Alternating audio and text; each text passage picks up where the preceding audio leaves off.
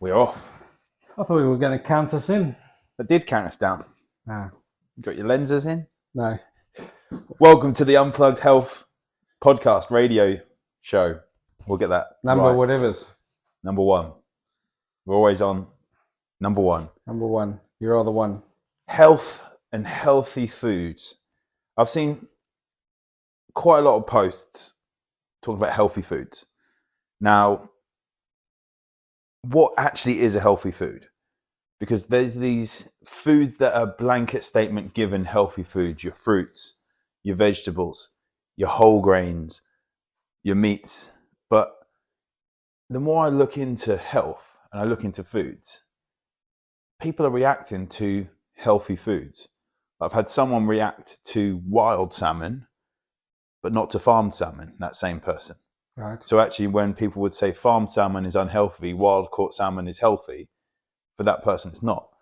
I had someone who was reacting to collagen proteins. So when people say take collagen for healthy skin, for that person, that healthy food wouldn't have actually been healthy. Yeah, I suppose the thing is though with food is depends what element of it are you using to label that as healthy or unhealthy. Yeah. Because there's also marketed a lot of highly processed foods which are highlighted under a food supplement or a healthy option. Yep.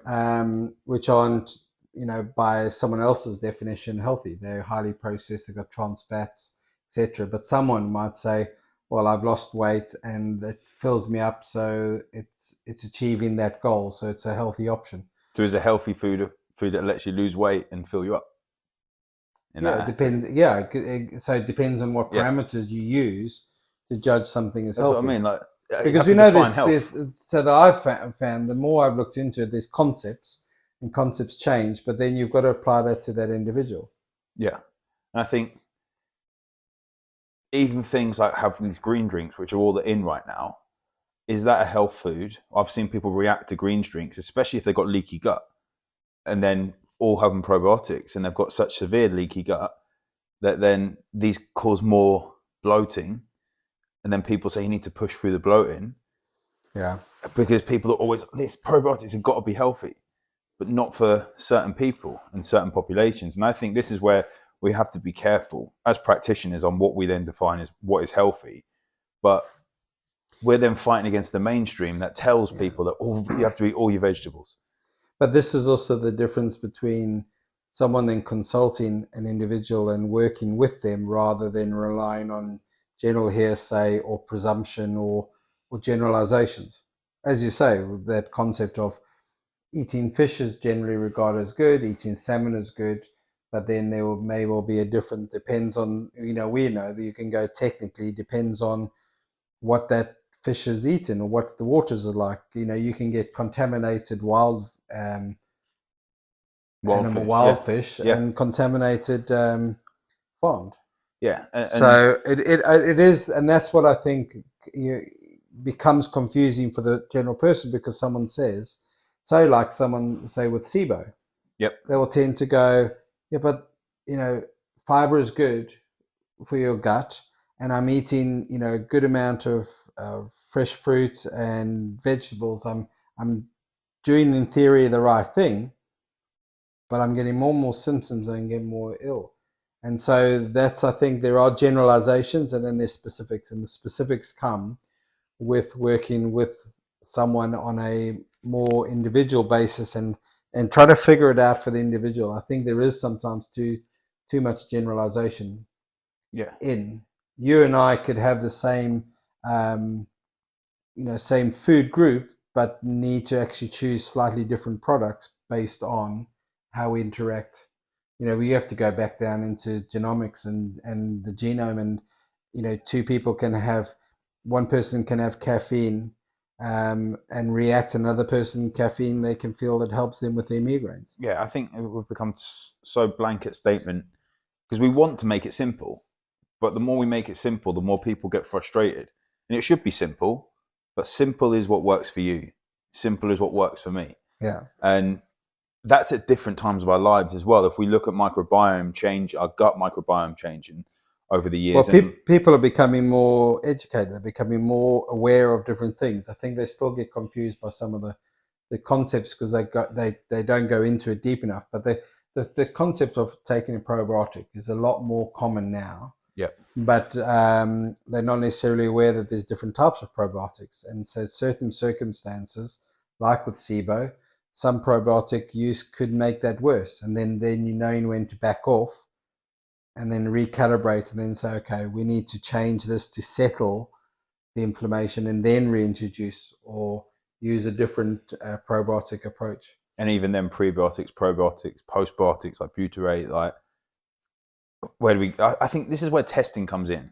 Like, not everyone's got the money to test, but if you do a GI map or you do a nutrient deficiency test, you can see what bacteria they're Yeah. deficient in. But I look at it as layers. I think for most people, if they follow some of those general trends on a basis that you take some of the general trends and then you apply it to yourself and then you go, it's not 1+1=2 all the time. mm-hmm. It's more finding out and learning about your health and what you respond to. So I always say to people, knowing what you know, what do you know that you thrive on? So some people like don't do well on bread, but rice is good, but it can be brown rice, and some will go white rice is better. And they've looked at that Mm-hmm. and found what they know, whether that's still 100%, but they know that there's certain foodstuffs for them they don't get on. So some people don't get on with wholemeal bread No, because it's the husk part of it that makes them ill. And some others will actually go all right with white. But some people say, I just stay away from bread totally, but I go all right with rice. So I think there's general concepts, living on sugary foods and sweets and pies. We generally go, that's probably not the healthiest long-term option. Most people can follow generalizations, but then the more you become aware of the things, the more specific you got to be for yeah, yourself. and I think this is like everyone should be.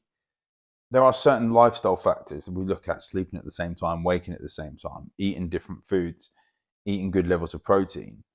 Like, if people aren't doing these things, at least it's harder to see what individual foods are then Yeah, causing but issues. that's why I say I think there's layers. There's Yeah, those general things that getting some of the general things better, and then you go the next layer would be kind of either which product or how much protein, looking at then the micros and the macros and getting a little bit more detail. And then even beyond that, you've got the testing. yep, It's where you need definitive answers. You need to look at specifics. I think sometimes some people who have got the money and just throw it. There's a podcast the other day I was listening to it, and one of the challenges, I think it was on it was a cardiac one, and just saying, well, this is a good test to give us this kind of feedback. And he says, but I don't suggest everyone just to go and do that test because a test by itself doesn't give us enough information. But this is a test we would use when we've gone through this, and then we need that amount of information. So I think some people come in and going, they've got the money perhaps, and they throw the kitchen yep. sink in it. They get a whole lot of tests coming back. There's more and more accessibility to testing, and then they get a whole lot of tests, and then they don't know what that means. I think a full blood count is probably the first test I would go to for any client, provided they got a couple of £100 to get a full blood test. Yeah, and it's a bit like what we just said But with other GI maps is further down the line. as we just said with the concept of just basic healthy foods. You then got testing. You've got your different layers. Yeah, So you would, your full blood count and your general blood test has always been your general starting point. yeah, I always say to it's a bit like throwing the net wide and see what that comes back, and then that may take us into a specific area. Because again, we know you go into Genova or look into some of the labs and you go, there's a lot. look at all these tests. Yeah, Now, which one is more relevant to my individual needs? You've got to match them up depending where they are in that journey. yeah. Because you could spend a lot of money and then having to backtrack because there I was look at another bit of symptoms, information. what symptoms they have in. But if we done this test, how is that going to change how we look at the treatment protocol? Yeah. It's like, do we know they're sleeping at a pretty decent time and getting 7 hours of sleep Do we know they're doing things to manage their blood glucose? Do we know they're getting good movement in? Do we know they're doing good breathing techniques? They're doing maybe some yoga nidra or something, some switch off stress management techniques? And if the answer is no, then what is this test going to bring to the table that would change? Because they'd Yeah. still need to do that But regardless of the but answer. don't you think that some of it is also is that we still live in a Monday world where I want I want I want the answer Mm-hmm. with the least amount of work. I know nothing, you do, just tell me what I must do. And it's not that simple when you come into things like nutrition and lifestyle, because everyone's slightly different and it's got to fit into also a bit of their lifestyle goals. You know, some people got to work, some people have got different stresses. Mm-hmm. So either a test or just taking a supplement or just changing one food group is not necessarily going to be the answer. It is accumulation. Health is that accumulation of physical, emotional, chemical well-being. It's not just merely the absence of a symptom. It is a multiple layered. And the more technical you want to get, but I think you've got to go basics into and the same with Still got to be doing the nutrition. foundations first. Yeah, foundations is key. I mean, that's where you're going to start off as a clinician anyway. You're going to go, right, we can get all very technical and we can show everyone that we know what we've done and we've got all these skills and we've got this knowledge. But if you haven't got the foundations, you know, everything else is going to come tumbling down at some point. But that's the key, I think. Going back to our original kind of concept or statement is, at what point does it get confusing for patients or the general public on a baseline, saying what is healthy? Yeah, What is a healthy food? Because exactly. people also you can hold on to that element of saying, but this is healthy for them, but for someone else it might be a toxin. Exactly. Yes. As I say, seeing people You know, react to food broccoli. intolerances, you go Yeah. into that. And that's where you can then test for the intolerances. So can we rely on how we feel if we're so inflamed that we don't know the difference from certain foods? So we've got so many different foods we're I would reacting also to. question, actually, from a chiropractor perspective and a neurological and nervous system perspective. We see a lot of people perhaps are even more disconnected of how they feel. Yeah. So they're not really aware of the feedback that the body is giving them, in a sense, unless they're very ill. Mm. So that subtlety is that. So as I said, given these food choices, which one do you know that you thrive on? And for a lot of people, like, I don't know, understand what you I mean. hear people You thinking they're you will healthy, know that. You will either go, I can eat this, I can tolerate it, but I don't feel good. but I don't feel good. It saps my energy. But I can eat this, and I go fine. And someone else will go, oh no, I can't eat. You know, and it's not even that element of gluten or sensitivity. It's just what foods we have such an array, a choice of foods all year round.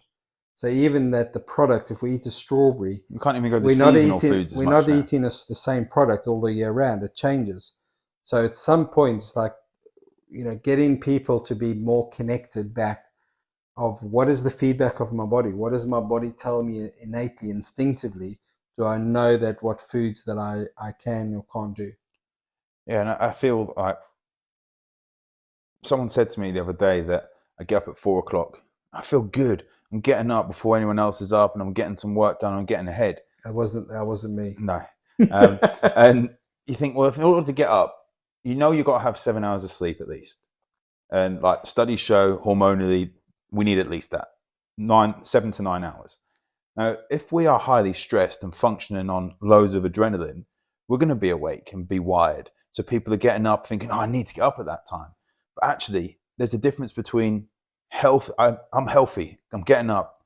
There's absence. I say absence of disease very loosely, purely because when you look on a blood test and you see the LDL cholesterol, HDL cholesterol being high, like Yeah. all these things where, yeah, your good cholesterol is high. That's a good thing. No, because that's a sign your body's putting it high. If there's not the markers in their diet, maybe it's leaky gut. There's dysbiosis going on. So there's feeling healthy and being healthy, because we can be. I know I definitely can, as a guy, be stubborn into saying that I'm going through something when I'm not. So many guys are stressed out and pushing Yeah. through this stuff and convincing themselves they're good, but you look at their hormones and total testosterone is Yeah, but tanked. I think again we lose connection of what is healthy, because does healthy look like something? Does Yeah. healthy feel like something? And then how do we judge? Then with How do marketed we healthy as a quick fix. judge health?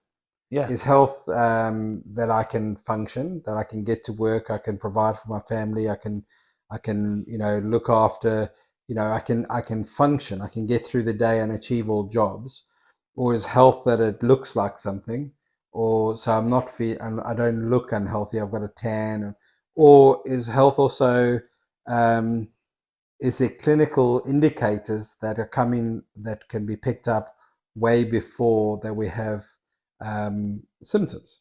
Yeah. So So absence the of classic disease. is the just because you don't have um, toothache doesn't mean that you don't have a cavity. Mm. So that's the thing, and I You have think, cavities when the dentists need extra money. well, I've got no comment. The There's not science to back that, by the no, way. no, no.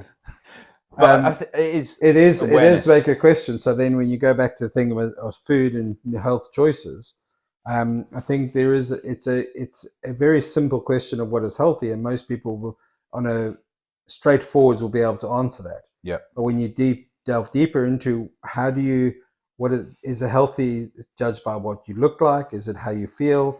Is it saying, well, at the moment I don't have any symptoms, so I presume I'm healthy? But that's where testing does help, because that's when you You can can look see at in black and markers, white. and also you can change some things in lifestyle. So I did a little experiment through this year. In January, I looked at it and said, "Well, I don't have any symptoms. I don't take any regular medication or anything." But again, through our conversations and looked at, so I just did a general blood uh, test, and particularly with I just wanted to have because of not necessarily going to the GP much. I have many years ago done a cholesterol test, so I thought, well, generally it's been all right, but I don't know. You don't know unless you know. Yeah. So I did that, and it was fine. It was within the ranges. It was on the upper side. One or two things, the triglycerides, I wasn't quite happy with. So I thought, okay, I can accept it at that, but let's play around. Let's see if we can influence it. So just a couple of things. I put a little more focus on sleep Mm-hmm. and just on diet, some basic stuff. Knew kind of the some of my pitfalls, and said, okay, why do I do that? Looked at it and then changed, and then did the retest, did the tests again in 2 months. It was not a long time at all. A significant change in those factors. Now, symptom wise, I didn't have any motivation to do anything. I felt fine, no symptoms, generally looked okay. And then, but the testing was like, okay, I would like those to be a bit better. And it wasn't a complicated approach of changing some lifestyle things, but the difference in those markers were quite profound, particularly triglycerides. And I was like, geez, no, this stuff works. Mm. You change just some subtle things. It doesn't have to be major. Just to focus on a couple of things makes a big difference. So, and that's not from coming from an illness perspective or from a symptom This is where perspective. we look at like, So sometimes if people are interested in then doing some basic tests yeah, and reading and understanding and not accepting, oh, well, they are normal ranges, but saying, okay, how can I influence them, and actually play around it, saying, right, if I cut down the sugars, if I do exercise a little bit more, if I just go for a couple of extra walks in the week, what kind of little things, doesn't have to be revolutionary, and then retest and going, okay, did they make a difference? It's actually yeah. very interesting. It's where people say, and there's the terms in functional medicine, that the absence of disease doesn't automatically mean the presence of health. Yeah. Whereas disease is classed as 25% function. Functional medicine is dealing with the loss of 100 to 25, so that's 75%. And And also you can your have no health, symptoms with your that. health status is your status there and then. Yeah. The health changes. Yeah. So it's not that you can rest on your laurels and go, well, I had a blood test 2 years ago and all was fine. So I can just carry on as what I was doing. Things evolve, things change. Um, and as you say, there's a difference between absence of symptoms. Doesn't mean there's absence of disease either. No. It just hasn't shown up. It's we could talk about this all day. That's the problem. Yeah. This is the blood pressure is a big one as well, because people have their blood pressure taken. They're at the doctors. They've got white coat syndrome. They don't like going to the doctors. They've been stressed going there. They've not drunk as much, so their blood pressure's high. They have it the next day, and they do it at home, and it's low. Well, or normal. My other thing is, so some of these things people can do for themselves. So they're becoming, and now we've got technology, that you can do your blood tests, and then you record it. So if down the line your blood pressure, you go to the GP and they go, "Hi, so listen, I've done this. I do this every week or so this is my track record." You've got a lot of feedback. But one last thing with the blood pressure is when we go out and do a talk on functional healthcare, blood pressure is always an interesting one. And for me, it's the classic one between symptoms and understanding the process and what then a medicated approach does. Is that I equate it the same as the logic behind if you, every morning, instead of your blood pressures, which has obviously gone high, that every morning you went to your car and there's a flat tire. Now, we could look at it and say there's a lack of pressure of air in the tire.